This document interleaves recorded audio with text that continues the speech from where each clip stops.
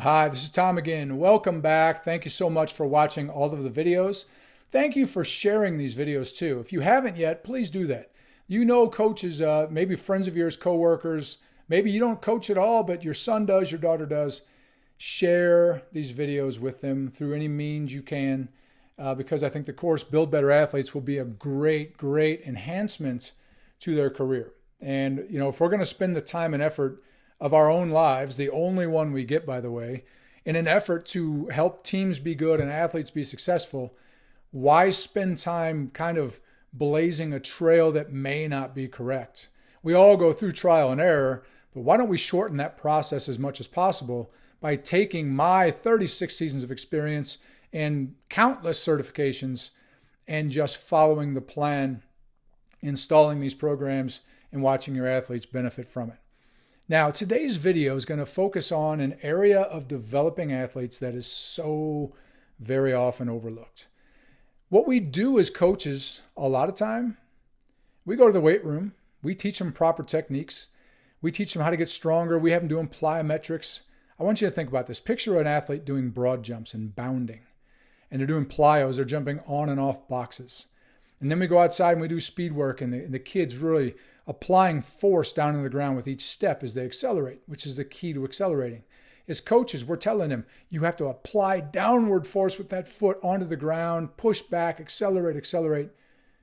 Everything I just described involves the foot hitting the ground with full body weight, and in some cases like triple jumpers, where they're going almost full speed, not quite, executing crazy techniques. Every time their foot lands, it's doing so with about 6 times their body weight in force because of momentum. And it's a single foot landing. So, man, our athletes putting themselves in some positions where they better have really strong proprioceptive abilities and very strong feet and shins. But we never train those. We tell kids to do all these things with their feet. We train their bodies to get bigger and heavier. It's the same tiny compilation of bones in their feet that are supposed to support that body as they get bigger and stronger. It's like a lot of the athletes, the professional athletes now, have never been bigger. A statistic for you, in 1980, there was one NFL player who weighed over 300 pounds. And now there's hundreds. It's common now. He was 300 pounds and was like this monster. And this is, not even 40 years later, the league has hundreds. So we've gotten bigger and stronger, but the tendons and ligaments don't. There's no weight training exercise that makes your tendons bigger. It just makes the muscles the tendons are connecting bigger, which essentially means that all of the stuff we're doing to make athletes faster and stronger is making them a little bit more injury prone, because now that skinny rubber band sized tendon has a much bigger muscle to hold in place. Well, think about our feet. Here's a strange stat for you. 1/4 of all the bones in your body, 1/4, are in your 2 feet combined. Think about how many tiny bones there are in your feet. And they're forced to do a lot of work. Yet, we train athletes to do deadlifts, power cleans. We're building these massive quadriceps, glutes. We're doing all these things to make the athlete stronger and heavier, putting a greater load on the feet, but we don't train the feet.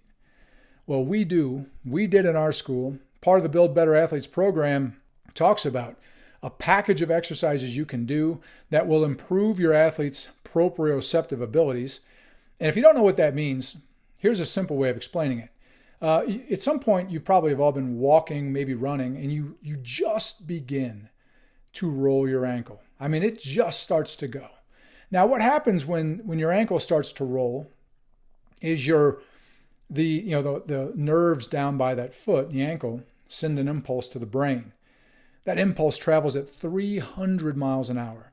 The brain gets the impulse and realizes, we've got a problem down there, and it sends instructions, more or less. It sends information back to that body part, 300 miles an hour again, what to do to try to fix the problem. So every time you put a foot down and it just barely starts to roll to the outside like a sprained ankle would, sometimes you do. Sometimes you step in a hole and you can't prevent it. But a lot of times you just start to roll it, and then you're able to roll it back and prevent the injury. And that's because your brain and your nerves are are in conjunction with that body part, and they're helping fix the problem. Well, when you train athletes in proprioception, they get much better at rectifying problems. So the athlete that might miss a month with a sprained ankle, if they go through proprioceptive training, they may not. What if you have 5 great athletes and 2 of them get hurt? One of them has a sprained ankle and the other one has turf toe. Both of those may have been prevented by just doing the package of exercises we teach in Build Better Athletes. So a couple things to think about. If 1/4 of the bones in your body are in your feet, and an athlete like Deion Sanders had an awful turf toe injury, Shaquille O'Neal had turf toe as well. So many pro athletes have things like Morton's neuroma and Liz Frank injuries, all these things to the feet because the body above the feet is strengthened and made heavier and the feet aren't. In Build Better Athletes, we've got a whole package of exercises. Some require basic equipment, some don't at all. And you just install these exercises into your pre and post-practice routines.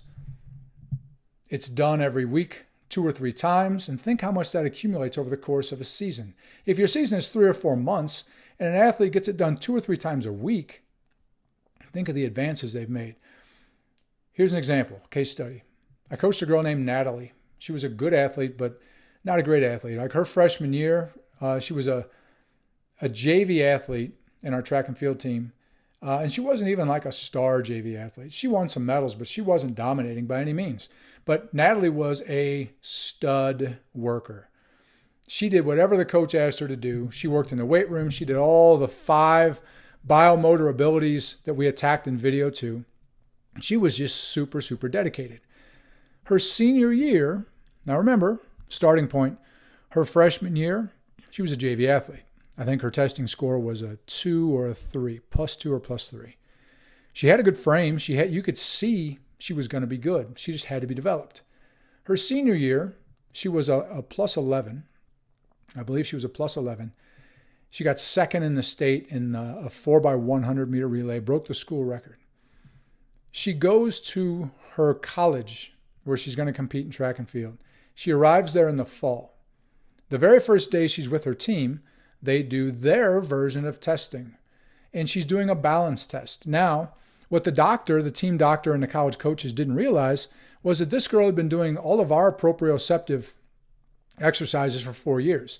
She'd been doing our lower leg matrix, all of the ankle mobility exercises, the balance, the proprioception, all of that. She had really strong feet and shins. She was never hurt. Well, they got to that college and she went through the testing and they did a balance test. And the team doctor who had administered these tests for a long time said to her, and this is what he said exactly. Imagine being a freshman athlete and this, the team doctor of your college team says to you, I have never seen an athlete with balance as good as yours. She's a freshman. I've never seen balance as good as yours. And she shrugged and said, well, we've been doing this stuff all through high school. And then she texted me and told me, Coach, guess what happened?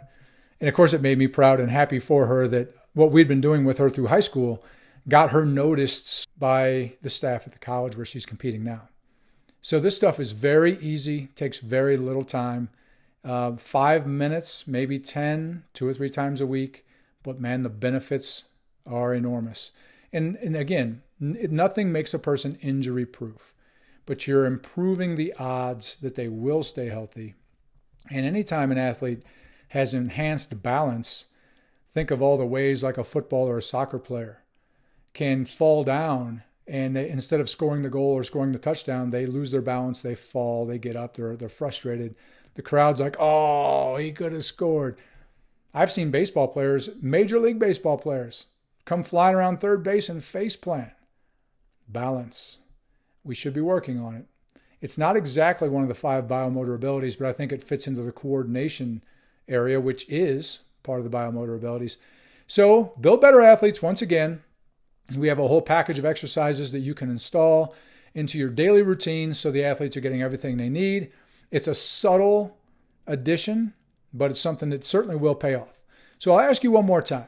Thank you for watching these videos. Please share them with anyone you think may benefit from them. And don't hesitate to reach out to me, coachgozy@gmail.com for any questions you may have. Thanks and good luck in all you do.